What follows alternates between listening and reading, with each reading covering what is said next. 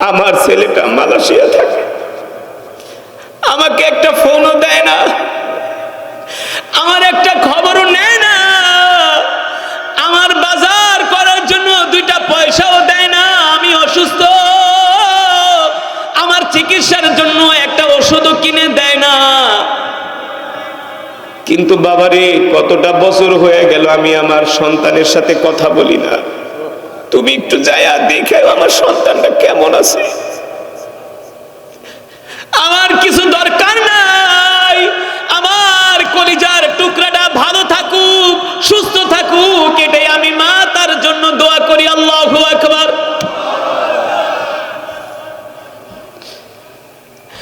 আমি মালয়েশিয়া গেলাম, তার সন্তানের সাথে দেখা হইল, মায়ের কথা বললাম, তার তেমন কোনো অনুভূতি নাই, অনুভূতি নাই। এত কষ্ট পাইলাম যে তোর মা তোর কথা আমার কাছে বারবার জিজ্ঞেস করছে, কিন্তু তুই তো তোর মায়ের কথা জিজ্ঞেস করলি না। কিন্তু আমি যখন দেশে আসলাম, ওই মা আমার বাসার আশেপাশে ঘোরাঘুরি করে আমার সাথে কথা বলার জন্য। কিন্তু আমি তো আর ওই মাকে বলতে পারি না, মা তুমি যে তোমার সন্তানের খোঁজ খবর নেওয়ার জন্য আমাকে বলছিলা, কিন্তু তোমার সন্তান তো তোমার কথা একবারও জিজ্ঞেস করে নাই। এই কথা আমি বারবার তাকে বলবো, কিন্তু চিন্তা করলাম যদি বলি তাহলে জনম দুঃখিনী মা আরো বেশি কষ্ট পাবে। কিন্তু ওই মা আয়েশা বলে, বাবা রে, বলো না আমার সন্তানটা কেমন আছে, আমার সন্তান কি সুস্থ আছে, আমার সন্তান কি সুস্থ আছে। আমার সন্তান তো অসুস্থ হয় না, আমার সাথে যোগাযোগ করে না, আমি জানিও না কেমন আছে আমার কলিজার টুকরা সন্তান। আমি বললাম, মা আপনি চিন্তা করবেন না, আপনার সন্তান ভালো আছে। মা একটা মুচকি হাসি দিয়া বলে, বাবা রে, আমি 5 ওয়াক্ত নামাজ পড়ে আমি আমার সন্তানের জন্য দোয়া করি, আমার কলিজার টুকরা সন্তানকে আল্লাহ বিদেশের মাটিতে ভালো রাখুক। এই হলো জনম দুঃখিনী মা। আল্লাহ তাআলা কোরআনুল কারীমের মধ্যে বলছেন, এ দুনিয়ার মানুষ, এ আমার বান্দারা, আমি আল্লাহ নির্দেশ দিলাম ইবাদত করবা আমার, আর তোমরা তোমাদের মা বাবার সাথে সুন্দর আচরণ করবা। তোমাদের মা বাবা যখন বৃদ্ধ হয়ে যাবে, মা বাবার সাথে ধমক দিয়া কথা বলবা না। কি দিয়া কথা বলবা না? ধমক দিবা না, ধমক দিবা না, ধমক দিবা না। উফি ওয়ালা তানহারহুমা ওয়া কুল লাহুমা কওলান কারীমা। আল্লাহ বলে ধমক দিবি না। যদি তুই তোর মা বাবাকে ধমক দেস, এই ধমকের আওয়াজ শুধু দুনিয়ায় থাকে না, আরশ পর্যন্ত পৌঁছায়া যায়। আর যেই সন্তান মা বাবাকে ধমক দেয়, আল্লাহ বলে আমি ওর কোন ইবাদত কবুল করি না। এই মা তো সেই মা 10 মাস 10 দিন গর্ভে ধারণ করছিল। আমরা যখন মায়ের কলিজার ভিতরে লাথি মারছি, সাথে সাথে মা এসে বমি করে দিছে। বাড়িতে বিয়ের অনুষ্ঠান হইতেছে, সব মা বোনগুলো খাওয়া দাওয়া করতেছি, কিন্তু কলিজার টুকরা মা তো বাথরুমে যায় বমি করতেছে। ওই যে আমরা মার কলিজার ভিতরে আঘাত করছি, মা ব্যথায় ছটফট করতেছে, ছটফট। এই কারণে রব বলতেছে, তোর মাকে কষ্ট দিস না, তোর বাবাকে কষ্ট দিস না। যদি তোরা তোর মা বাবাকে কষ্ট দেস, আর তোদের মা বাবা যদি তোদের কষ্ট পায়া উফ শব্দ করে, হে বান্দা, তোদের মা বাবার উফ শব্দ আমি আসমানের মালিক, আরশের মালিক সইতে পারি না। আল্লাহ তাআলা পরের আয়াতে বলছেন, ওয়াকফিদ লাহুমা জানাহা যুল্লি মিনার রাহমাহ ওয়া কুর রাব্বিরহামহুমা কামা রাব্বায়ানি সগীরা। আল্লাহু আকবার। এ বান্দা, যখন তোমাদের মা বাবা মারা যাবে কিংবা বেঁচে থাকবে, তখন তোমরা তোমাদের মা বাবার জন্য দোয়া করবা, রব্বির হামহুমা কামা রব্বায়ানি সগীরা। ও আসমানের মালিক, জমিনের মালিক আল্লাহ, আমরা যখন ছোট ছিলাম মা বাবা আমাদেরকে ভালোবাসা দিছি, আদর করছি। আজকে ওই মা বাবা ইন্তেকাল কইরা অন্ধকার কবরে শুয়ে আছে। মালিক, আপনি আমাদের মা বাবা উভয়কে মাফ কইরা দেন। ছোটবেলা আমাদের মা বাবা আমাদেরকে যেমন কইরা ভালোবাসা দিছে, অন্ধকার কবরে আপনি আমাদের মা বাবার উপর সেইভাবে রহম করেন, ঠিক কিনা বলি? এই দোয়া শিখাই দিছেন কে? আরো জোরে বলেন কে? এ যুবক, কে যুবক? এই দোয়া আসমানের মালিক, জমিনের মালিক স্বয়ং আল্লাহ শিখাই দিছে, ঠিক কিনা বলেন? মা বাবার জন্য দোয়া কর, মা বাবার জন্য দোয়া কর। যদি তোর মা তোর বাবা তোর উপর খুশি, তাহলে আসমানের মালিকও তোর উপরে খুশি, ঠিক কিনা বলেন? কিতাবের মধ্যে আসছে আমিরুল মুমিনিন খলিফাতুল মুসলিমিন হযরত ওমর ইবনুল খাত্তাব রাদিয়াল্লাহু তাআলা আনহু বাইতুল্লাহর সামনে বসে আছে, কাবা শরীফের সামনে। কোথায় কোথায়? কে কে বসে আছে? জোরে বলেন। হযরত ওমর আমিরুল মুমিনিন খলিফাতুল মুসলিমিন, যাকে বলা হয় মিজাজে ওহী, ইয়ামেন থেকে একজন লোক তার মাকে কাঁধে বহন কইরা বাইতুল্লাহ তোয়াফ করতেছে। মাকে কাঁধে বহন কইরা, মাকে কাঁধে নিয়ে, মা হাঁটতে পারে না, মা হাঁটতে পারে না, মাকে কাঁধের ভিতরে বহন করে বাইতুল্লাহ তোয়াফ করতেছে। আর হযরত ওমর ইবনুল খাত্তাব তাকায় তাকায় দেখতেছে, আর ওমরের চোখ দিয়া পানি পড়তেছে যে এই যুবক তার মাকে কাঁধের ভিতরে উঠায়া মাকে বাইতুল্লাহ তোয়াফ করাইতেছে। হযরত ওমর ডাক দিছে, তাআলাউ ইয়া শাবাব, এ যুবক এদিকে আসো। মিন আইনা জিতা, তুমি কোত্থেকে এসছো? বলে জিতু মিনাল ইয়ামান, জিতু মিনাল ইয়ামান, জিনা মিনাল ইয়ামান, আমি ইয়ামান থেকে আসছি। তোমার কাঁধে কে? বলে ওমর, আমার কাঁধে যিনি, তিনি হলেন আমার জননদুখিনী মা। আল্লাহু আকবার। তুমি যে তোমার মাকে কাঁধের ভিতরে উঠায়া বাইতুল্লাহ তোয়াফ করতেছো, আমার কাছে খুব ভালো লাগছে এই দৃশ্যটা দেখা। ওই লোক ডাক দিয়া বলে, আমিরুল মুমিনিন ওমর, আপনি কি ভাবছেন আমি আমার মাকে কাঁধে বহন কইরা শুধু বাইতুল্লাহ তোয়াফ করতেছি? না না না, শুধু আমি আমার মাকে কাঁধে বহন কইরা বাইতুল্লাহ তোয়াফ করি নাই, আমি ইয়ামান থেকে আমার মাকে কাঁধে বহন কইরা এই মক্কা পর্যন্ত আসছি। আরো জোরে বলেন সুবহানাল্লাহ। মাঝে মাঝে দেখি অনেক বৃদ্ধ মা বাবারা হাঁটতে পারে না, সন্তান গোসল করায় দেয় না, কি যে ভালো লাগে দৃশ্য দেখলে। মা মা তো মাই, বাবা তো বাবাই, এই নিয়ামত একবার হারায় গেলে আর পাবেন না। যত আপন বন্ধু বান্ধব বলেন না কেন, মায়ের মতো এমন নিখুঁত আর নিঃস্বার্থ ভালোবাসা পৃথিবীর কেউ দিতে পারবে না, কেউ না। আপনি যখন অসুস্থ হবেন, বিদেশে থাকেন, মার থেকে দূরে থাকেন, কেউ না জানলেও মার কলিজায় আঘাত করে, আঘাত করে।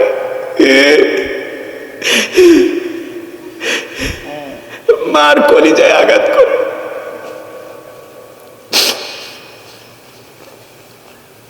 আল্লাহ, আপনি আমাদের মা বাবাকে মাফ করে দেন। আল্লাহ, যাদের মা বাবা বেঁচে আছে, আল্লাহ কলিজা দিয়ে খেদমত করার তৌফিক দেন।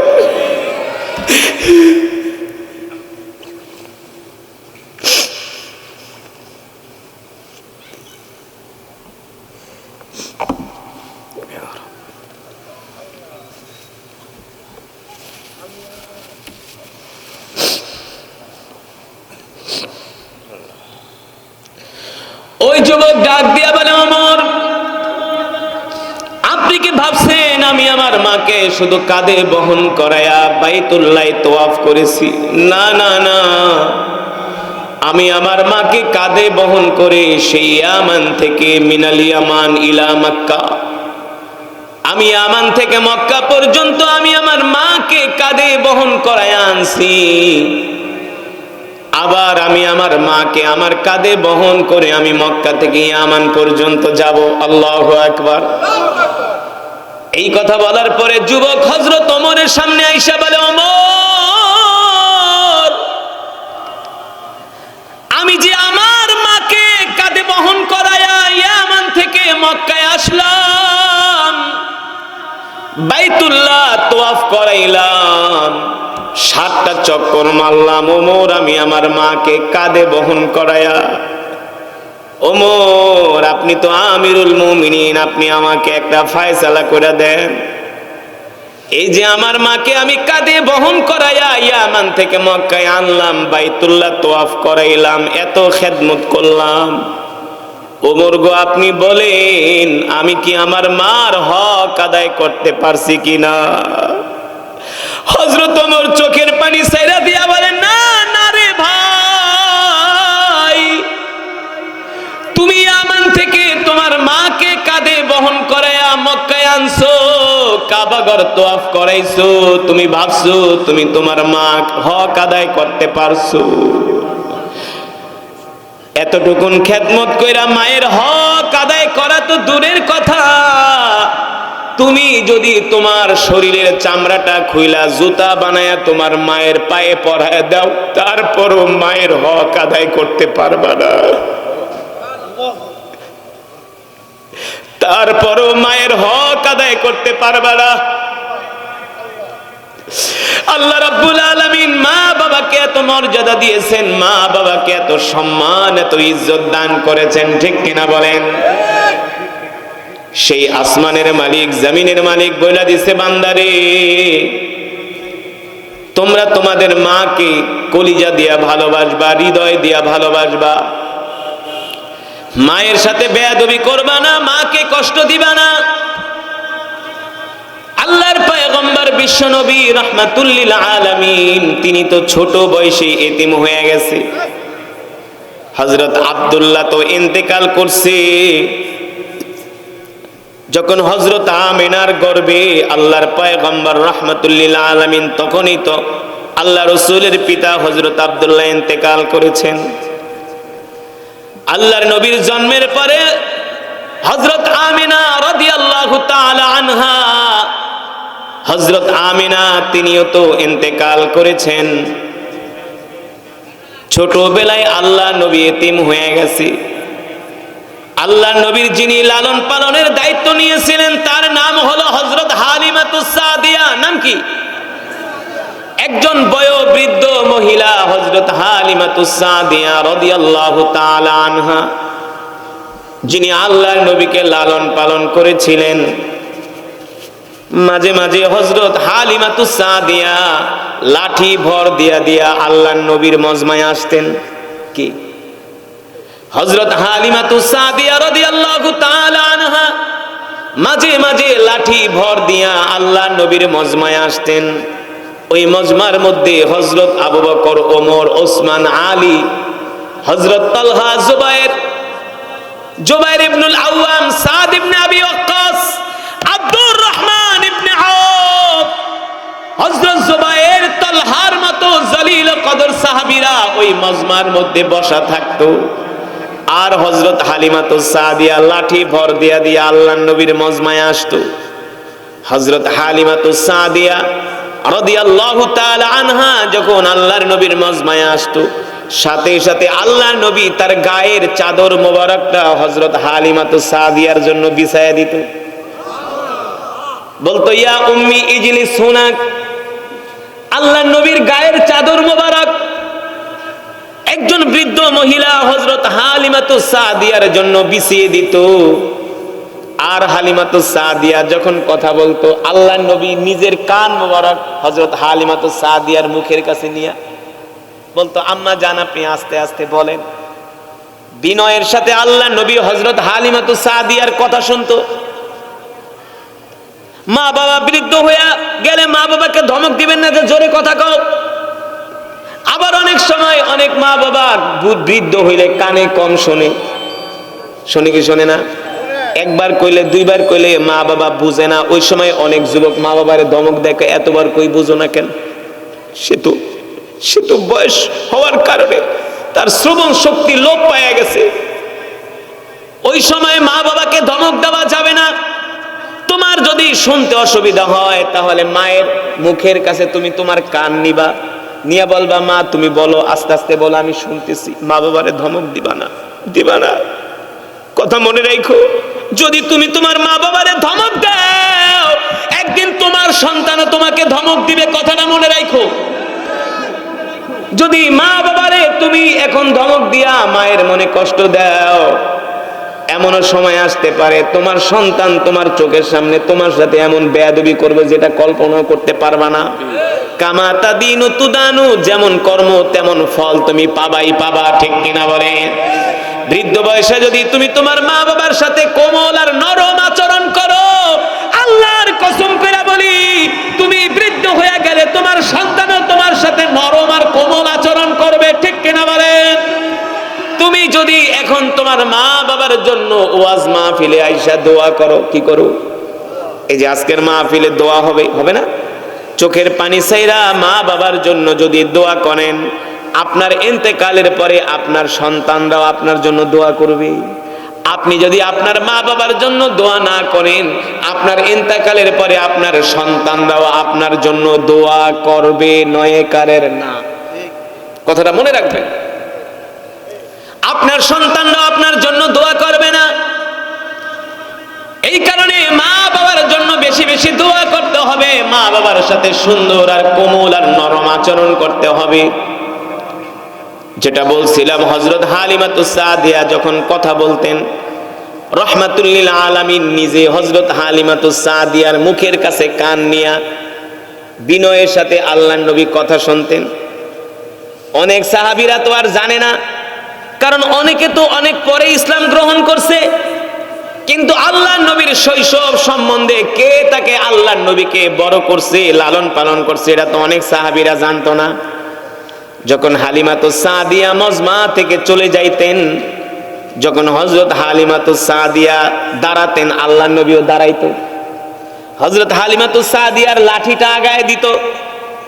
তাকে যাওয়ার সময় ঘরের দরজা থেকে আগায়া অনেক দূর পর্যন্ত আল্লাহর নবী আগায় দিত, হাতে ধইরা। তখন অনেক সাহাবীরা প্রশ্ন করলো, গো নবীজি আপনি তো রাহমাতুল লিল আলামিন, আমরা তো আপনার জন্য জীবন দিতে রাজি, কলিজাকে এটা দিতে রাজি। শুধু আমরা না, মক্কার সকল যুবক আপনার জন্য পাগল। সবাই তো আপনাকে শ্রদ্ধা করে, ভালোবাসে। কিন্তু আমরা বুঝলাম না, একজন বৃদ্ধ মহিলা যখন আপনার মজমায় আসে, আপনি আপনার গায়ের চাদরটা বিছাইয়া ওই মহিলার সম্মানে বসতে দেন। এই মহিলাটা আসলে কে, আমরা তার পরিচয় জানতে চাই। আল্লাহু আকবার। বৃদ্ধ মহিলার জন্য রাহমাতুল লিল আলামিনের গায়ের চাদর বিছায়া দেয়, এটা তো আর স্বাভাবিক কথা? এটা তো আর স্বাভাবিক কথা না। ওগো আল্লাহর নবী বলেন ওই বৃদ্ধ মহিলাটা কে? আল্লাহ রাসূল চোখের পানি ছাইরা দিয়া বলে, সাহাবীরা রে, শিশু বয়সে আমার বাবা আমার মা ইন্তেকাল করছে। যেই বৃদ্ধ মহিলাকে দেখতেছো, এই বৃদ্ধ মহিলাই আমাকে ছোটবেলায় লালন পালন করছে, আর তিনি হলেন আমার দোতমা হযরত হালিমাতুস সাদিয়া। আল্লাহু আকবার। জোরে বলেন আল্লাহু আকবার। আল্লাহ রাসূল হযরত হালিমাতুস সাদিয়াকে এত ভালোবাসতেন, এত মর্যাদা দিতেন। হযরত আবু হুরায়রা রাদিয়াল্লাহু তাআলা আনহু যখন বৃদ্ধ হয়ে গেলেন, তিনিও লাঠি বদ দিয়ে হাঁটে, তার মাও লাঠি বদ দিয়ে হাঁটে। যখন ঘর থেকে হযরত আবু হুরায়রা বের হইতো, মাকে ডাক দিত, উম্মি আল্লাহুম্মা আরহাম, আল্লাহুম্মা গফির। ওগো আমার কলিজার টুকরা মা, আপনার উপরে আল্লাহ রহম করুন, আপনাকে আল্লাহ ক্ষমা করে দিন, আল্লাহ তাআলা আপনার ছায়া আমার জন্য দীর্ঘ করুন। ওগো আমার কলিজার টুকরা মা, আপনার সন্তান আমি আবু হুরায়রা ঘর থেকে একটু বাইরে যাইতেছি, আমাকে একটু অনুমতি দেন। অনুমতি দেন, আমি আপনার কাছে অনুমতি প্রার্থনা করছি, আমি একটু বাইরে যাব। আর আমি যে বাইরে যাব, কিছুক্ষণের জন্য আমি আমার মায়ের চোখের আড়াল হয়ে যাব। আমি আল্লাহর কাছে দোয়া করি, আল্লাহ আমার মার উপর রহম করুন, আল্লাহ আমার মার ছায়া আমার জন্য দীর্ঘ করুন। কত সুন্দর করে সন্তান মায়ের কাছ থেকে বিদায় নিতে, কত সুন্দর করে মায়ের কাছ থেকে সন্তান। আর আমরা কোনো আনে বাইরে যাওয়া লাগলে মায়া দুই কথা জিগেলে, এত কথা জিজ্ঞেস করো কে, বুঝো না, খালি ডিস্টার্ব করো, কথা কন, সময় নেই অসময় না, খালি জ্ঞান জ্ঞান করো, কানের কাছে প্যান প্যান করো। পরে কো আল্লাহ আমাদেরকে সবর দান করেন, আল্লাহ আমাদেরকে ধৈর্য দান করেন। হযরত আবু হুরায়রার মাও ঘর থেকে বলতো, আল্লাহ আপনি আমার আবু হুরায়রার উপর রহম করেন, আমার আবু হুরায়রাকে নিরাপদে আবার আমার কলিজায় ফিরায় দেন, আমার কোলে ফিরায় দেন। মুসলমান, আজকে আমরা মা বাবার সাথে সুন্দর আচরণ করি না, মা বাবাকে ভালোবাসি না। বিয়ের পরে আমরা মা বাবাকে ভুলা যাই, খালি স্ত্রীকে নিয়ে ধান্দা করি, ঘোরাফেরা খাওয়া দাওয়া ভালো ভালো জিনিস খালি স্ত্রী দেয় না খাওয়াই, মা বাবার খবর রাখি না। বউরে নিয়ে ঘুরতে জায়গা কক্সবাজার, ঘুরতে জায়গা মালয়েশিয়া, জায়গা থাইল্যান্ড, ব্যাংকক। মা বাবার 1 কেজি ফলও কিনা দেয় না, আর বউরে ভরিতে ভরিতে স্বর্ণ কিনা দিতেছে। মা বাবার মা যে কাপড়টা পরছে, এই কাপড়টা কয়েক জায়গাতে ছিঁড়ে গেছে, একটা কাপড়ও কিনা দেয় না, খবর রাখে না। অনেক যুবক বিদেশ থাকে, অ্যাকাউন্ট করে বউর নামে, কার নামে, মার নামে করে না। পরে ওর বউ কি করে, পাশের বাড়ির কালুর লাগে যায় করে ফষ্টি নষ্টি। পরে কিছুদিন পর শোনা যায় যে 20 লাখ টাকা বউ ব্যাংকে জমাইছিল, ওই যে পাঠায়, মায়েরে বিশ্বাস করে নাই, করছে ওর বউরে, পাঠাইছে 20 লাখ, কালুর লগে গেছে ভাগ্যা, ওখানে কপাল থাবড়ায়। পরে ওই বিদেশেতে লাইভ করে, আমি প্রবাসী, আমার স্ত্রী সব শেষ করে গেছে, আমার স্ত্রী সব লেয়া ভাগছে। এমনও ঘটনা আছে, বিদেশে গেছে, সব টাকা স্ত্রীর অ্যাকাউন্টে পাঠাইছে। স্ত্রী তো স্ত্রীরে বছর বছর লেটেস্ট মডেলের আইফোন দেয়, কি দেয়, ওই আইফোন পায়, আবার স্ত্রী আবার যায় পরের ঘর পাশের বাড়ি সুজন্যার লাগে কথা কয় হারা রাইত। ওই বলদ আবার হয়তো কাম করে হারা দিন পাছা উঁচা করে, আর এদিক দিয়ে আর আসমানের মালিক, জমিনের মালিক, হায়াতের মালিক, রিজিকের মালিক আল্লাহ বলতেছে, এ বান্দা সিদ্ধান্ত আমার, ইবাদত করবি আমার, কোন মানুষের ইবাদত করবি না, কোন মানুষের সামনে মাথা ঝুঁকাবি না, কোন মানুষকে আমার সাথে শরীক করবি না রে বান্দা। আর ইবাদত করার পরে আমি আল্লাহ নির্দেশ দিলাম, তোমরা তোমাদের মা বাবার সাথে সুন্দর আচরণ করবা। কার সাথে? মা বাবার সাথে উত্তম আচরণ করবা। কোরআনুল কারীমের মধ্যে আল্লাহ বলেন, উফি ওয়ালা তানহারহুমা ওয়া কুল লাহুমা কওলান কারীমা ওয়াখফিদ লাহুমা জানাহাদ দুল্লি মিনার রাহমাহ ওয়া কুর রাব্বিরহামহুমা কামা রাব্বায়ানি সগীরা। আল্লাহু আকবার। এ বান্দা সাবধান, সাবধান, সাবধান, যখন তোমরা বড় হয়ে যাবা, তোমাদের মা বাবা যখন বৃদ্ধ হয়ে যাবে, লাঠি ভর দিয়া হাঁটবে। কি ভর দিয়া? এই বাবাই তো একদিন শক্তিশালী বাবা ছিল। এই বাবার শরীরের ঘাম আতরের চেয়েও সুগন্ধি ছিল না? ছোটবেলা বাবার বুকে ঘুমাইতাম,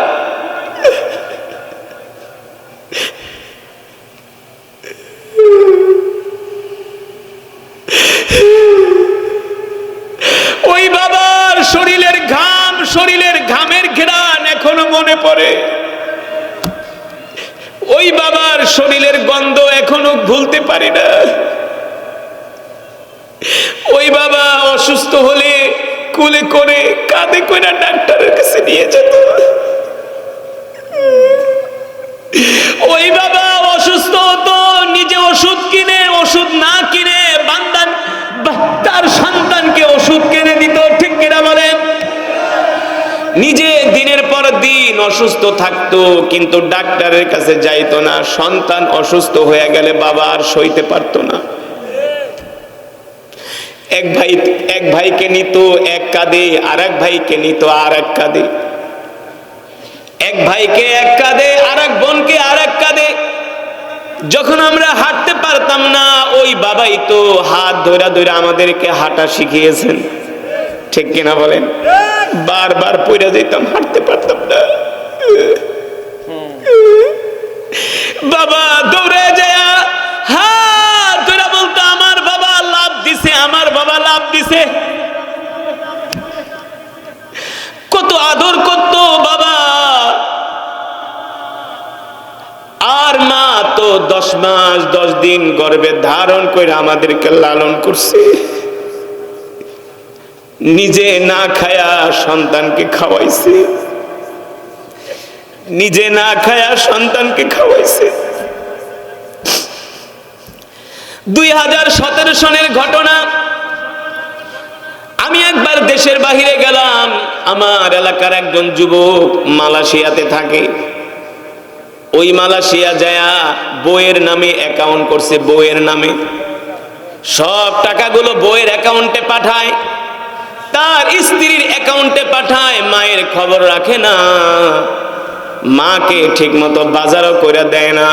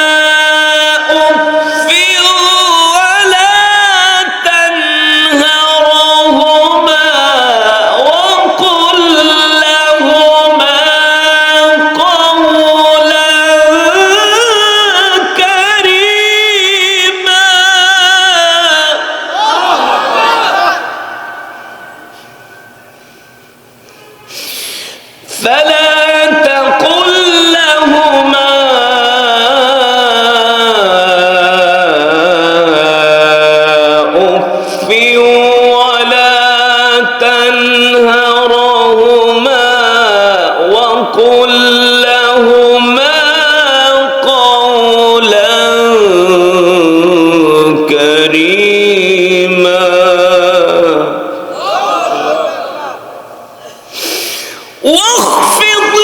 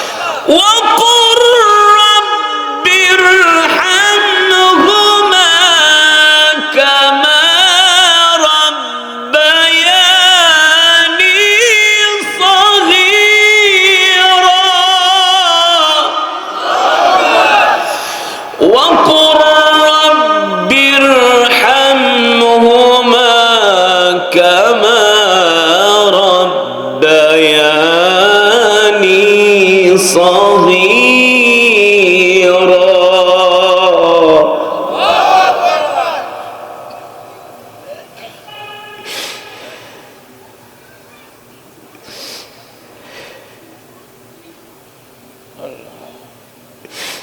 واخفض لهما جناح الذل من الرحمة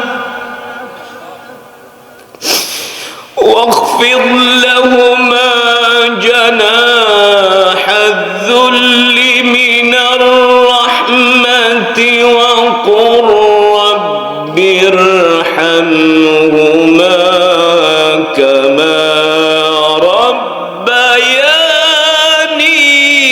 صغيرا.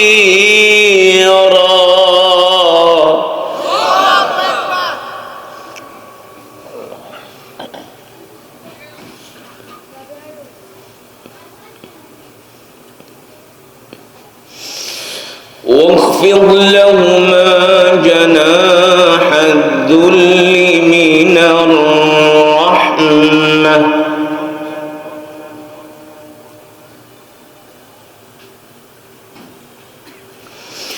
واخفض لهما جناح الذل من الرحمة وقل رب ارحمهما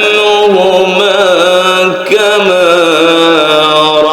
ربياني صغيرا.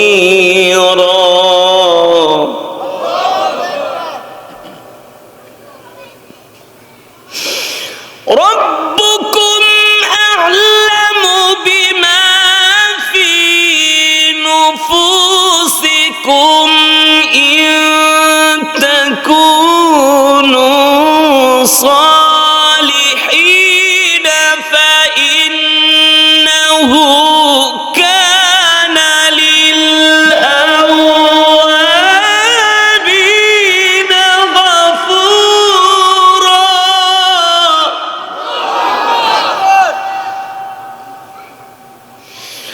وآت ذا القربى حقه والمسكين وابن السبيل.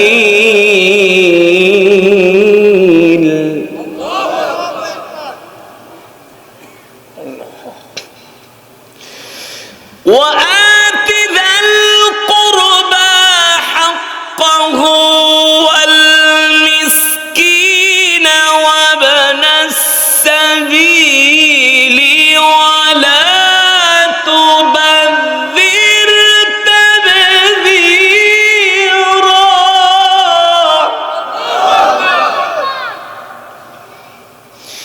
إن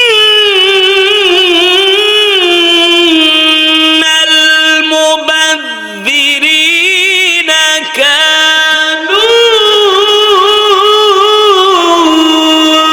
إخوان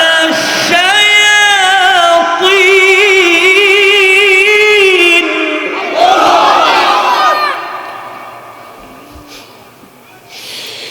إن المبذرين كانوا إخوان الشياطين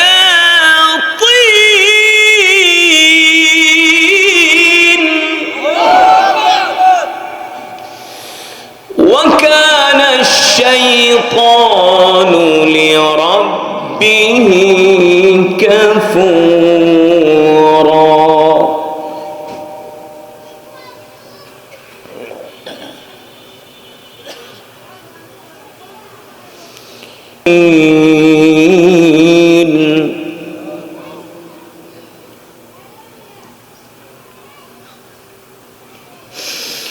إن المبذرين كانوا إخوان الشياطين وكان الشيطان لربه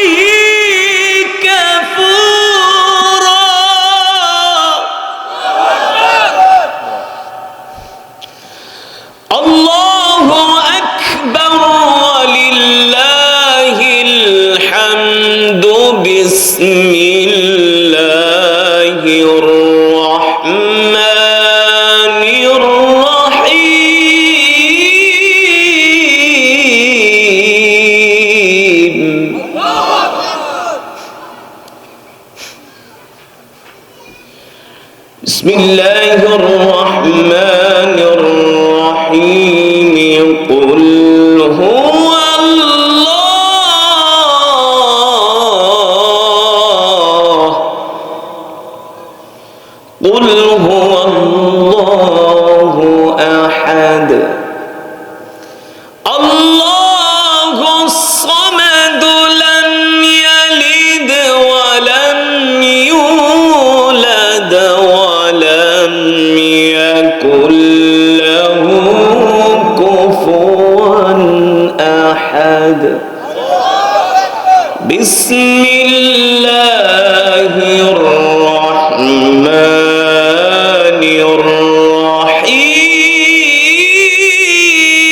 الرحيم بسم الله الرحمن الرحيم قل هو الله قل هو الله أحد الله الصمد لم يلد ولم يولد ولم يكن له كفوا أحد بسم الله الرحمن الرحيم قل هو الله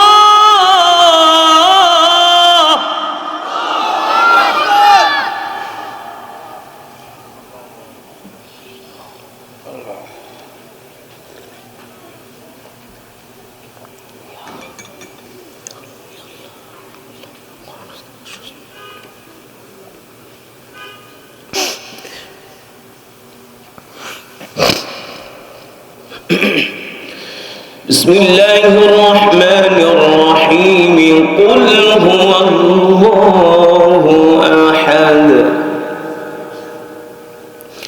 الله الصمد لم يلد ولم يولد ولم يكن له كفوا أحد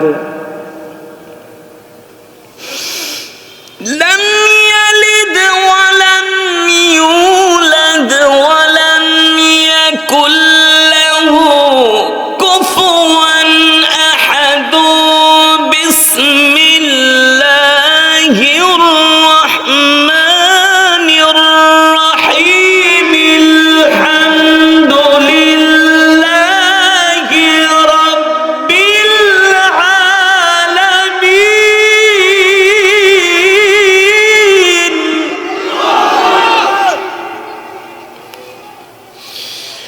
الحمد لله رب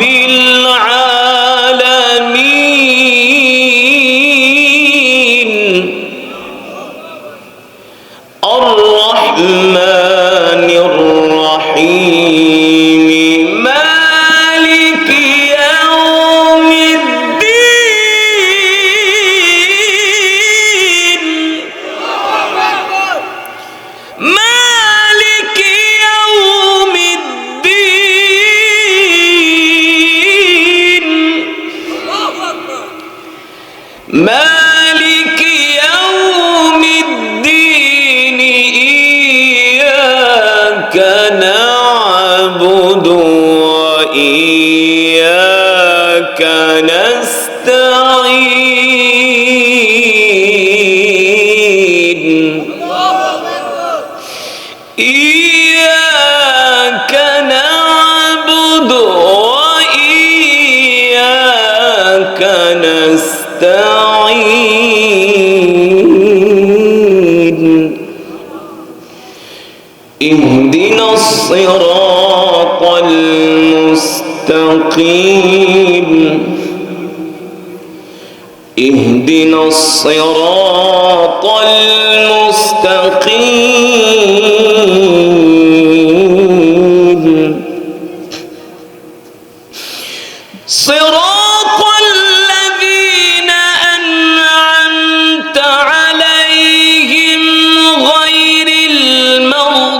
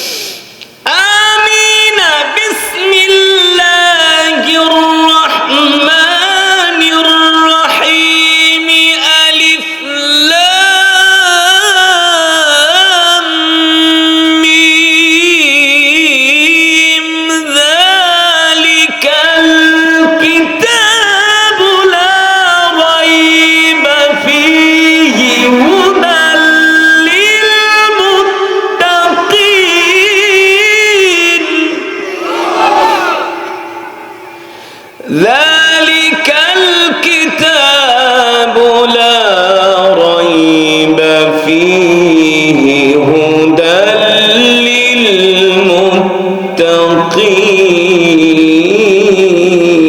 للمتقين لا تجعل مع الله إلها آخر فتقعد مذموما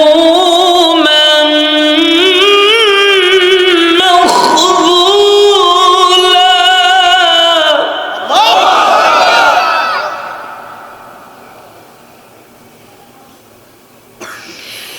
لا تجعل مع الله إلها آخر فتقعد مذموما مخذولا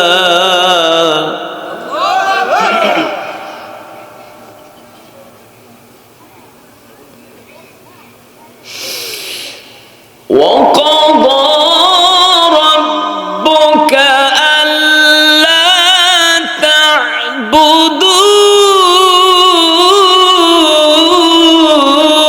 إلا إياه وبالوالدين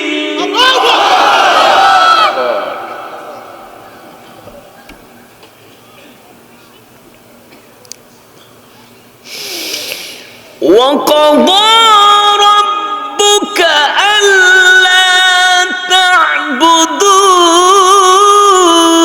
تعبدوا إلا إياه وبالوالدين إحسانا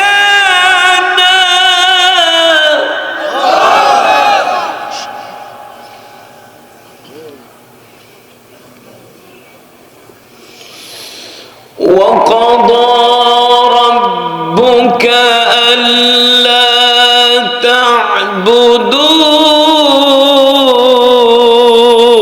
تعبدوا إلا إياه وبالوالدين إحسانا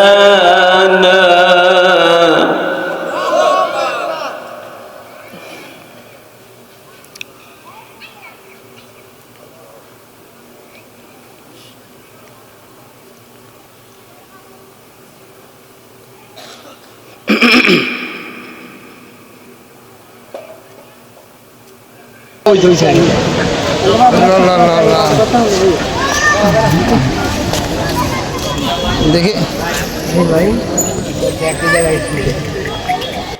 করা হয়, যতই কোরআন পড়া হবে ততই কোরআনের